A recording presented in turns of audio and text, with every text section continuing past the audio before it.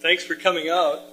This is I guess the third forum of the Progressive Radio Northwest organization, and we had a big party with Norma and Goldman in January that was very successful. This organization started a little over a year ago because we were 4 or 5 disgruntled people who were really sad to see KPTK go off the air.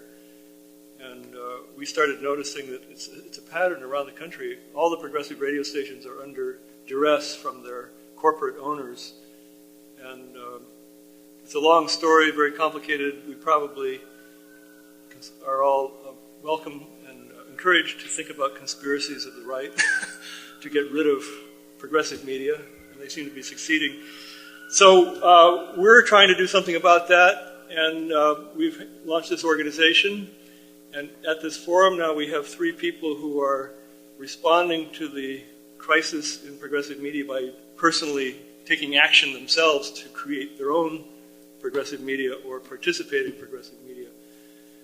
The format is going to be, we'll have 5 questions, and we'll discuss each question one at a time for about 15 minutes, and then we'll broaden our discussion to include all of you. To my left is Mark Taylor-Canfield, who's an independent journalist, regular contributor, and has been on the air with luminaries such as Tom Hartman, Mike Papantonio, Sam Cedar, Norman Goldman, Mike Malloy, Jeff Santos, and Brad Friedman, and many people. He's also published in many of the progressive websites, Huffington Post, Daily Coast, Truth Out, Op-Ed News, Alternet, and also the local Seattle Times. He's had a few pieces, not to be left out. He's primarily focused on civil rights, the new media, freedom of the press. In 2011, he won a major federal civil rights lawsuit regarding freedom of the press after he was illegally detained and blocked from reporting on protests at the state capitol in Olympia. And his most recent reporting is focused on the FCC's suppression of its own research about corporate media monopolies. He's also writing about the $15 an hour minimum wage campaign in Seattle. He published an article, Is Radio Dead?, at Op-Ed News, and that article stirred controversy and attracted the attention of professional media consultants. That article was a report on this organization's Party On event with Norman Goldman, held in Seattle in January. He got his start as a journalist reporting for the Seattle Independent Media Center, which later became a successful online model for media groups worldwide. He's also a musician with a band and writing a detective novel set in Seattle circa 1947. Then our next panelist is Paul Bridges, also known as Space Dog Radio. After over 3 decades of audio experimentation, Space Dog Radio formally started broadcasting on the web in 2009 as a result of being totally fed up with corporate mass media, aren't we all? The goal of Space Dog Radio is to provide unique entertainment without using the usual corporate media business model. The result is a growing audience from the web that is full of very interested listeners. In 2012, Space Dog Radio launched its own website, spacedogradio.com, which allows the audience to listen to shows how and when they want, taking a bypass from the usual corporate media rules, rising above the restrictions of free corporate social media websites. Space Dog Radio provides unique content which otherwise may not ordinarily be available. Some say it is like a mix of This American Life meets Howard Stern. With listeners from around the world and a growing international audience, Space Dog Radio continues to fly over the face of the usual corporate-driven mass media with a very independent style. And then finally, at the end of the table, we have Jacob Dean. He's the creator, owner, operator, host, producer, call screener, engineer, and coffee maker of the radical truth-telling online program Filter Free Radio. Jacob is a National Radio Production Award winner, won the 2006 Skills USA National Radio Audio Production Champion, and he's a proud native of Portland who's been working in Portland radio since his junior year in high school. He was the associate producer for Tom Hartman, both the radio and the TV program from 2009 to 2012, and worked with Tom at Bain Capital Financed Clear Channel owned KPOJ. That's a mouthful. We know what happened to that. And then he moved with Tom to D.C. and continued working from D.C. He became politically active while in D.C., often participating in the Occupy D.C. movement and attending the Keystone XL protests. In August 2011, he started his own independent alternative online progressive program called Filter Free Radio to share his activism, address the issues filtered out by the corporate media, raise awareness, and mobilize the people. Jacob has interviewed guests such as Bill McKibben, Chris Hedges, Jill Stein, Jason Leopold, David Swanson, Brad Friedman, Ted Rall, and the Oregon Governor, John Kitzhaber. Or is it Haber? I don't live down there, so I'm not sure who it is. Oh, that's fine. Okay. Filter Free Radio is heard Monday evenings on Nicole Sandler's RadioOrNot.com network, on the TuneIn app, on Liberal Justice Radio, and his website, filterfreeradio.com. His radio, Filter Free Radio, is available 100% free on YouTube, Stitcher, iTunes, and archived on filterfreeradio.com. Jacob believes massive, nonviolent, successful social movements are the sustainable solutions we need to fix our systemic issues, and unfiltered, independent, progressive media is one of the best ways to educate and activate the people to create these much-needed solutions. He also believes that words are just words until we put these words into action. Right. All right, so that's quite an impressive background by our participants. So the first question that we're going to think about and address here is the overview, 50,000-foot view, I guess, of social networking platforms and technologies used to access and promote progressive media. So we've got things to consider like hardware, software, applications, Facebook, Twitter, Google Groups, SoundCloud, YouTube, chat rooms, Mumble. I don't even know what most of these things are.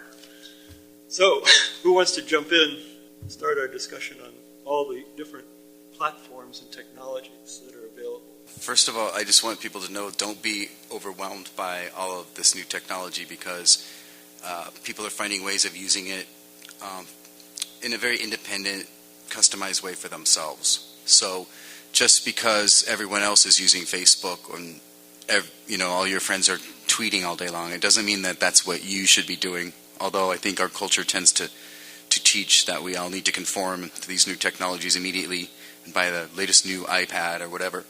But in reality, once you filter through all of these new technologies and platforms, what you find is that everyone is finding a very individualized way of using them. So there is no one way. And that means you actually have a lot of choice in how you can use them or whether you use them. So I would say don't be afraid to become overwhelmed by it, and don't think that somebody knows everything that's going on, because even the corporate people don't really understand it all. It's changing so quickly every day, and a lot of the people like Jacob and Space Dog, they are examples of people who have gone online and created their own networks using some of these social networking platforms. And I'm going to predict, although I can't say for sure, that they probably don't use them exactly in the same way. And I find that more and more. Each person I talk to listens to audio on different devices. Not everyone is using the same device anymore. Of course, we heard Norman Goldman at the last presentation talk about the handheld mobile device, or otherwise known as a smartphone, is becoming the new transistor radio. Well, that's not true with everyone. Some people would much rather listen to music on their computer, maybe their laptop. But what if their laptop doesn't have very good speakers, and I don't know any that do, really. Maybe they're really music aficionados and they want to hear good sound, so they're not going to listen to music on their laptop. They want a full-on stereo system with their own amp, and they want to listen to it at home on good headphones. So everybody's got a different style in terms of platforms and technology. Some people only want to listen to music on CDs and on their CD player. Some people, you hand them a CD these days, they don't know what to do with it because they listen to everything on their computer. And that's becoming more and more the norm. And so all of us actually have been working to develop these kinds of networks online using these social networks. And you mentioned a bunch of them that people probably don't know about. So I'm just going to throw a few words out there that might mean something later. But, of course, we all know about Facebook. So a lot of people are using Facebook not only to organize news networks and to share news stories, but to organize whole political campaigns and activist movements. We all know, or at least we've heard about Twitter. Twitter was invented for people to use on their cell phone. So they're short messages. It's specifically a technology that was developed for your cell phone. So you could send really quick messages to a bunch of different people or see other people's messages whom you might be interested in. So like maybe you like to follow Chris Hedges and his journalism. You can follow his tweets on your cell phone. And if he has a new article out, well, hey, there it is. It's on your cell phone now. One thing that most people don't talk about, however, and I'll throw this in here just so we remember, the latest studies have shown that in terms of social networking and reaching out to the most people in the most efficient way, email is still number one, regardless of all of these other platforms that have popped up. So as I list them, realize that the majority of people I know at least are using Facebook, Twitter, and email. And email is more effective for many reasons, and we can talk about that later. But all of these are meant to support each other in one way or another.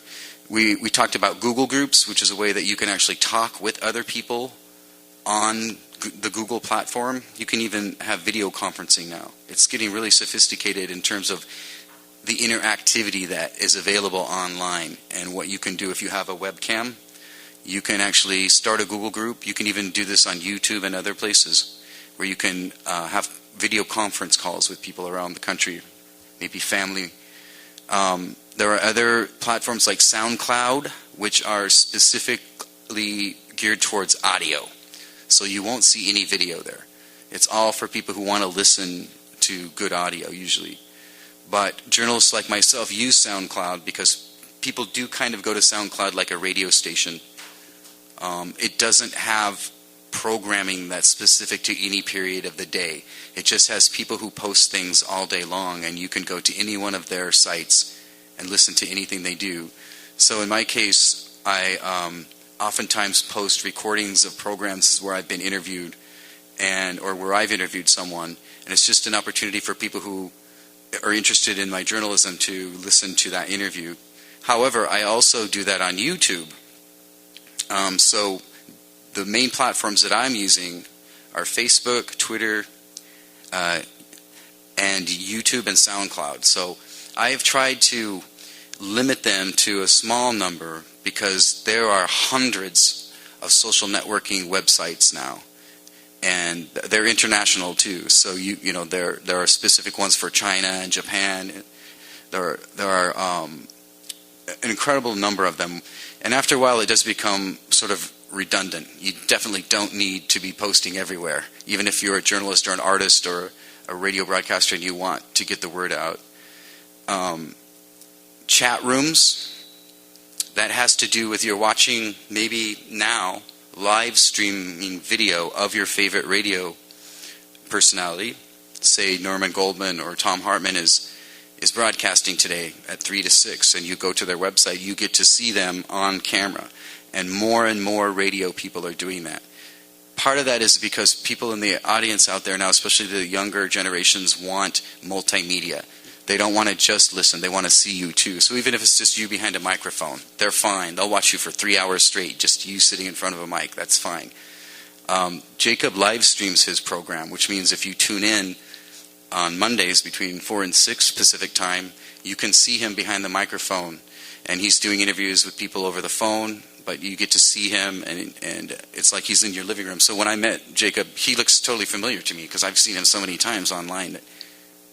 The other ones that were mentioned, like Mumble is actually a specific server, a specific network of computers have been set up for people to use for conferencing.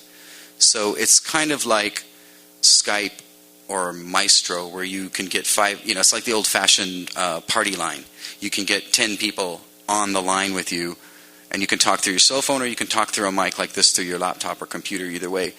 But But Mumble is a way for people to gather online in big rooms where, say you're just bored or you want to find someone who's interested in a certain subject. You go to the Mumble server and you put in your password just like all these other platforms, and you'll see rooms. And in this room, they're talking about independent progressive media.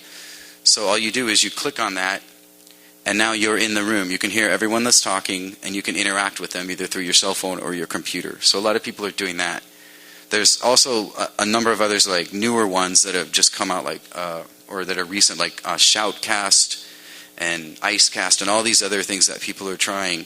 Tumblr has been around for a long time. One big one is called Reddit, and a lot of people have been using that for years now. And what's surprising is some of these platforms are very, very simple. They're not really very fancy looking. They've stuck to their, like Reddit, they've stuck to their original platform, which wasn't very sophisticated. But people like it, so they stick to it. But just to respond in terms of, I'm going to turn the mic over, but just in terms of the platforms, you have your cell phone, your smartphone, you can listen to audio, listen to the radio, you can see the video live streaming when Jacob is on the air, say, or you can go to Space Dog Radio and see the videos that he has posted there on your phone. Or you can do all this on your desktop at home. Or you can do this on a laptop that you can take with you, or an iPad, something small. So it's available on all of those different platforms. And the ones that I use, and that's all I guess I can say about the effectiveness or how it's helped my journalism, is Facebook, YouTube, Twitter, and SoundCloud. So SoundCloud, I'll put up the audio. There is no video. It's just for people who want to listen, just like listening to the radio. But it's accessible 24 hours a day. Anyone can find it and listen to it anytime they want. YouTube, I put up the audio if it's a radio program, either with the video of the live stream of the host behind or in front of the microphone, or I will just create a slideshow. So I'll show photos of the people that are being interviewed and the host, and maybe photos of the issues we're talking about or the people we're talking about who are in the news. So you get to listen, and you can watch the video, but a lot of it is actually information. A storyboard will pop up, or a text will pop up saying, here's the website they're referring to. So that's a different style of doing it. But a lot of people like to go to YouTube these days. It's becoming kind of the basis for TV for a lot of people who just don't watch anything else. They just go to YouTube because there's millions of videos and you never run out of something interesting. And you can watch the old Rawhide episodes on television. I watched all the Untouchables episodes. They're amazing. Really well written and acted. But you can find those on YouTube. And if you try to get that through Netflix or Comcast or something, you may have difficulties, or it might cost you money.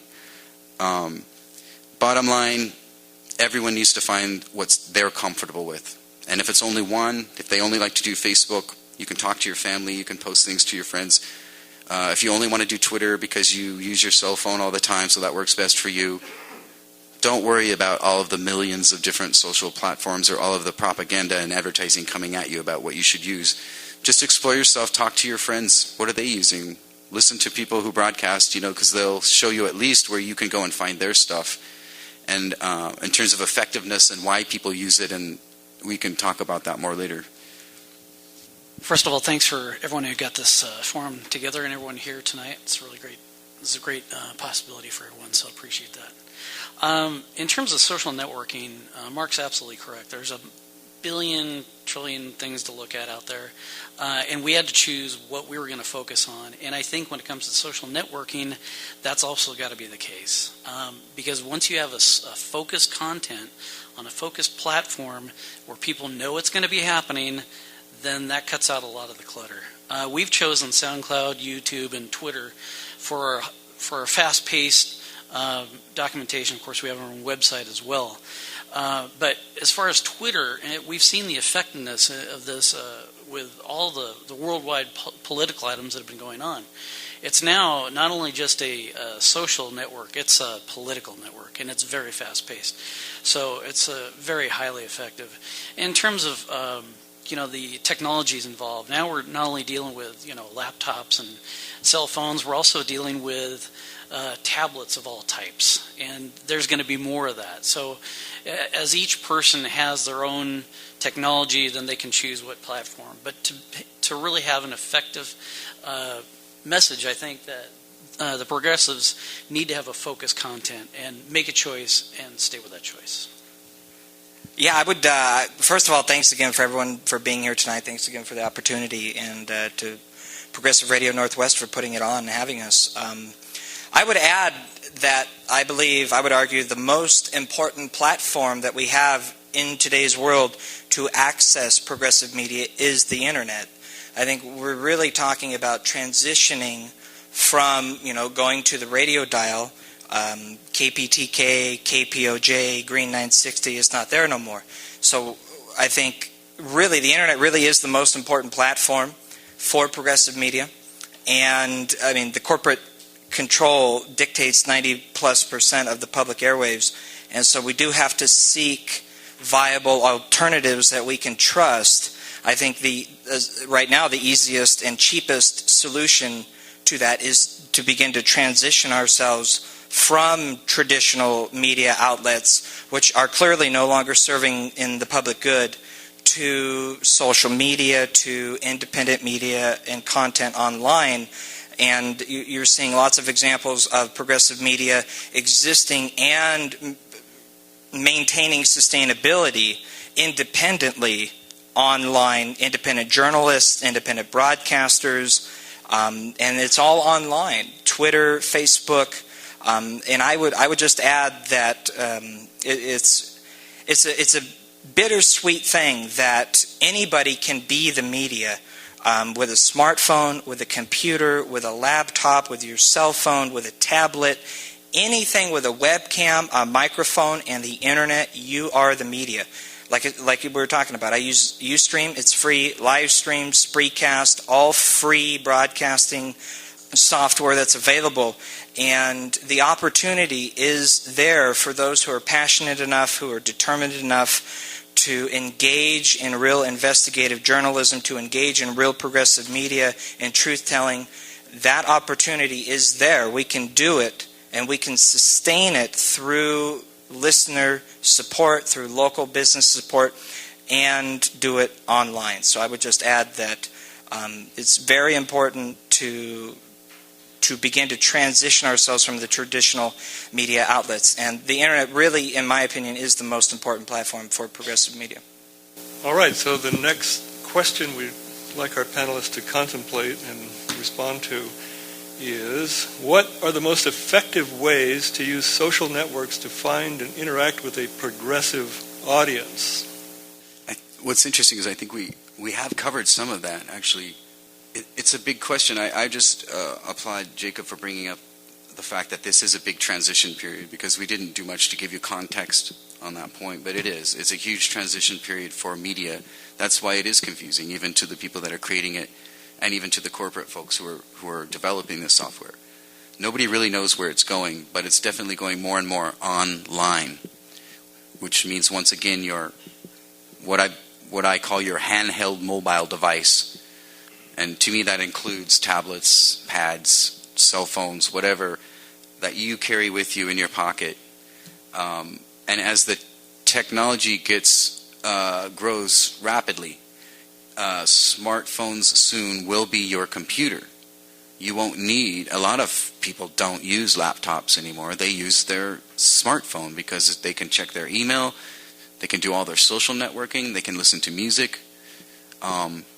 Now, if you really are doing production work, or you're an artist or something, and you really want that big screen and you need to see all the details, of course, there will always be people who do that. And I'll continue to do that. When you're recording music, you do that because you want to see the waveforms that you're getting down to the millisecond on, and see everything that's happening in the music.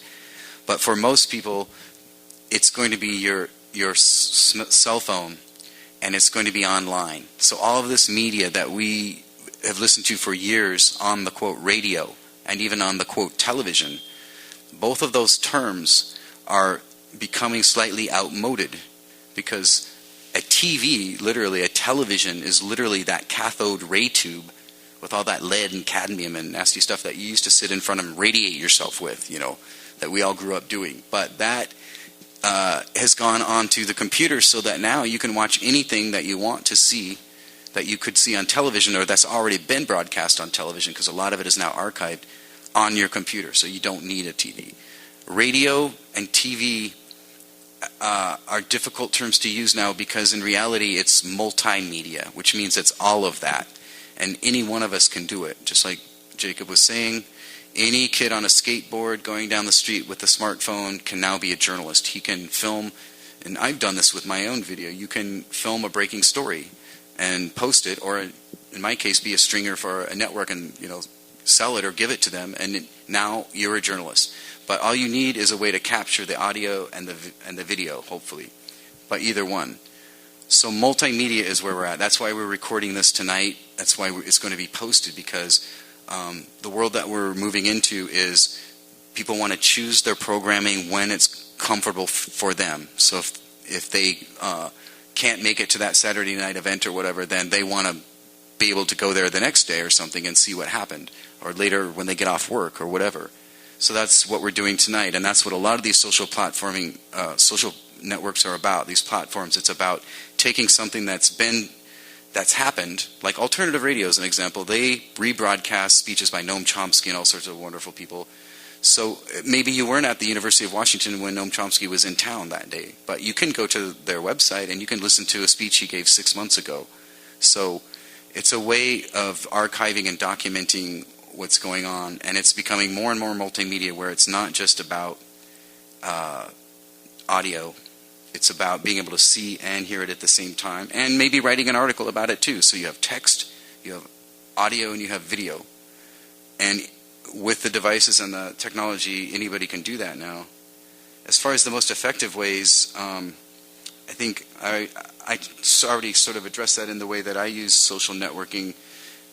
So this is a give and take, where we as producers of content are using social networking to get the word out to you so that you know what we're doing. You can follow us on Twitter or Facebook or go to our website, see the live stream.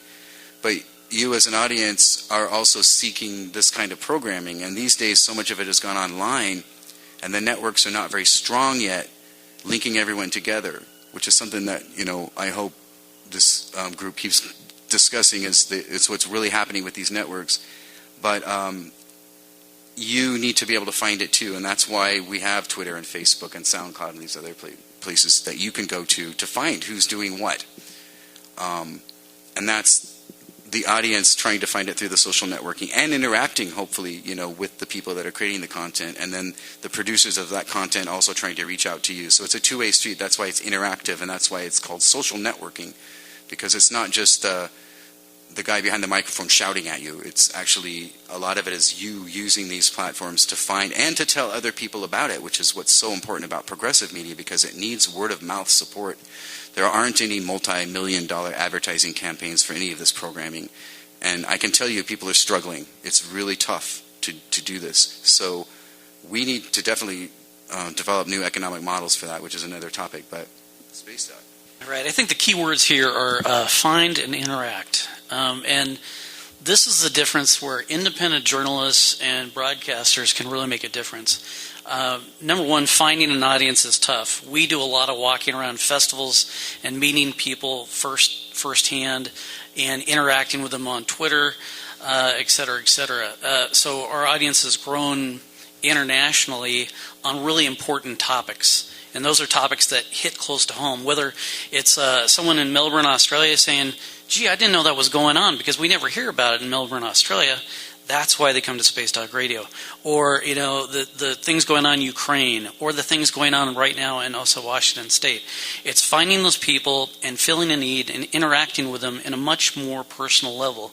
And I think that's the difference between, a progressive audience and maybe a corporate audience who either wants to choose between the Costco of radio or the Walmart of radio. You have your two choices. But when you're a progressive listener, you tend to seek these things out. Maybe you stray from PBS for a while and you hear some different programming, which you'll really like. And so those are the things, once you have that listenership or that audience, it's following up with that interaction. And for some of us that have zero marketing budget whatsoever, it's that face-to-face that makes the difference. It really is. And it's also bringing true content, not only finding them, but interacting with them as far as true content. And that's what we try to do at Space Talk Radio. I would add to this, what are the most effective ways of using social media, social networking with the progressive audience? I have found in my own personal experience on my program, images. It's obvious that we're shifting from a print-based culture to an image-based culture, and I've found just in my own personal experience of using social networking and promoting my show and interacting with my audience that anytime that I use images, the amount of retweeting and reposting and liking is just, it skyrockets. And I would mention that I think we are shifting from an image-based culture, or from a print-based to an image-based culture, and like on Twitter or Facebook, for example, there's all sorts of political cartoons. You can think of your favorite political cartoon. I know you probably just thought of one, and the ability that picture is able to illustrate, to get across the point, which is the beauty of illustration, right? Picture's worth 1,000 words. I think it is very effective in social networking and progressive media and independent media, and in mobilizing and educating we the people using images, political cartoons, illustrations, video and audio, and it's much faster to look at a picture than it is to read an article or to listen to a news report. So I would just add that to the effectiveness. Well, our next question actually had two parts, and I think the second part is one that I would like to launch into, and that's thinking about where this is going. What's the future? What could the future be in terms of all this technology? You guys that are really up to your necks in it might have some ideas that we would really like to hear. So let's think about where this is going. I can see, if you extrapolate what the current trends, that the extreme conclusion would be that everyone will have their own TV show now, because it's possible. And maybe that'll just become a part of, how a lot of people have Facebook accounts now. Maybe they'll have their own TV channel account. I don't see any reason why that can't happen. Andy Warhol said that everyone would get their 15 minutes of fame in the future. And was it Malcolm McLaren said that it's the medium is the message. So we're getting to that. They saw way far ahead then, and we are actually now transitioning into a period where that's becoming a reality. Generally, people and us producers are a little bit behind the curve because the technology in this, the engineers are way ahead of us. But that's typical. Sometimes a platform is released or a technology is released, and people don't really start to take advantage of it for years. So all of this technology has actually been around for years. It's just that people have had also maybe a hesitancy to become media makers because it kind of puts you out there in the spotlight a little bit. Everyone's going to be watching, as I said, medium on something that they carry with them. So whatever they call that in 10 years, it'll be mobile, and we'll be able to take it with us. Maybe it'll be, a card at that point. I have no idea. There's another element to this, and that has to do with social networking and its ability to free up the press, because now we're talking about citizen journalists. Now that could change things, because right now there's kind of a lock on the media. The FCC regulations are very pro-corporate media consolidation. We're going through a round of that now with the Time Warner Comcast merger. And at the same time, I always like to say this, Reporters Without Borders lists the United States as 46th in the world in terms of press freedom on their World Press Freedom Index. So if you go to rsf.org, you can see their report. They are an international advocacy group for journalists and what they call netizens, which is people who create media but maybe don't call themselves a reporter. I know someone like that in Hawaii, and she's at every city council meeting recording everything for the community, but she doesn't think she's a journalist. She's just a citizen who's sharing. But sometimes in other countries, especially people who use Twitter to get out information, even though they're not a journalist, about what's happening in their country that maybe the government is not so hot on them releasing just because it's bad publicity or whatever. Or those people have been arrested and jailed. And so Reporters Without Borders is one of those groups that is kind of trying to keep on the edge of that curve of where journalism is going and what media is now. So they call them netizens. But that means 46 in the world, that means 45 other countries have more press freedom than the United States. It's easier for a journalist to do their job, to get information in 45 other countries, including Namibia, Costa Rica. Finland is usually always number one lately for some reason, but the United States took a big dip back during the Occupy Wall Street protests when the police began rounding up reporters and live streamers, which were just people who had a laptop who would show up at the event and then show everybody else around the world what was going on when maybe the news wouldn't show it. So we took a dive. We went from 19th to 37th last year, and now we're at 46. And according to Reporters Without Borders, a lot of that has to do with the treatment of whistleblowers. But there are other issues too, which is the corporate media consolidation, which we all know about, and why a lot of these progressive voices are no longer on the air. So there's a political element to this that we all know about. If you limit media, then there's going to be a political result, because media can affect the outcomes of elections. But if you give this technology to everyone, then you can actually open the door for more truth-telling and more information, which would hopefully bring us up in a few years higher on that list, because there'll be more people who will actually be recording and live streaming things like this and sharing it with their friends, so that the corporate media can't control all of the information. So I'm hoping more freedom of speech in the future. That's my hope. And my hope is the dumbing down of America will discontinue. So the future, as far as social networking, I don't think anyone in this room could have predicted what's happened in the last 10 years, let alone in the next 10 years. But my vision is, just as Mark was saying, you're going to have Google glasses with different screens on them, and you're going to be moving at 10 times the speed. And if it's not fast enough, people are not going to be taking the time to look at it, unfortunately. I think that is the future. Whereas if it's a focused networking tool, such as Twitter, and you have long-time people that are looking at that and really thinking about it, then that could be the future of a real progressive audience, and the audience that we're dealing with now, who think now and they'll think in the future. I have a prop for this. I am with Norman Goldman, and I believe that the smartphone is probably going to be the most important tool for the future. I guess I should preface this by saying I've resisted getting a smartphone for a very long time. Actually, my bliss is in like a wood cabin in the middle of the woods with the bears and the fish and like nothing, right?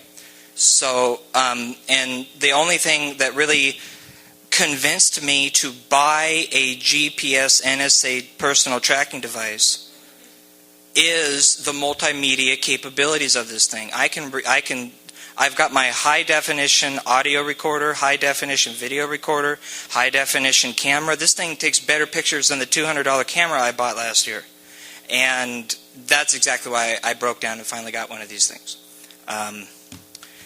But as an online independent progressive media host with a $0 budget, I have to use what I can and what is free. And there are many free tools out there that are free at your disposal online. It's all on the internet. As I mentioned, I use a program called Ustream. It's just a broadcasting software. Anyone can go to ustream.tv, click on download. It's free. And in a matter of minutes, all you have to do is press broadcast, and you're up on live. It's not just Ustream. There's Livestream. There's Spreecast. There's all sorts of things that I'm discovering new things every day. I mean, I should preference again by saying I'm only 25 years old. This is a completely learning process, just as much for me. And discovering new tools on a daily basis, on a weekly basis, is nothing new. And it's really easy to get overwhelming with everything that's out there. I stick to the basics, Facebook, Twitter, YouTube. I mean, that's essentially the basics. And I've got a good friend who broadcasts his show on Spreecast, which is like a social media-based broadcasting outlet where you can log in on Facebook or log in on Twitter and watch all of the programming on Spreecast. It's all free. And I have other good friends who broadcast their online programs directly onto YouTube. They have their own YouTube channel, and they just go onto their YouTube channel. They click on Broadcast Live, and they're live online. So I think the possibilities are limitless. I think the tools are limitless. There are many out there that are free. And as long as you're motivated enough to create, to produce, to promote progressive media online, it's all there. It's at our fingertips. We just got to do it.